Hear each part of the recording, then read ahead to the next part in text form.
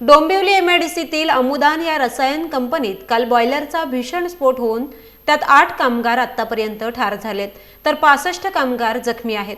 जखमींमध्ये शेजारच्या काही कंपन्यांतील कामगारांचा देखील समावेश आहे. स्फोटानंतर लागलेल्या आगीत कंपनी भस्मसात झाली आहे. या स्फोटाने 3 ते 4 किलोमीटरचा परिसर हादरला. पहिल्या भीषण स्फोटानंतर काही क्षणात कंपनीत आगडोंब उसळला. आगीचे लोळ आणि धुराचे लोट अवकाशात झेपावले. कंपनीतील ज्वलनशील रसायनांचे साठे आगीच्या संपर्कात येताच स्फोटांची मालिका सुरू झाली. लागोपाठ 8हून अधिक स्फोट ऐकू आले.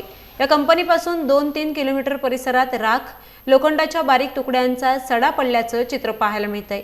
9 वर्षापूर्वी प्रोबेस कंपनीत झालेल्या स्फोटानंतरची डोंबिवली एमआयडीसीतील आगीची ही सर्वात मोठी दुर्घटना असल्याचं बोललं जातंय. दुर्घटनेप्रकरणी कंपनीच्या मालकाविरोधात सदोष मनुष्यवधाचा गुन्हा दाखल करण्यात आलाय.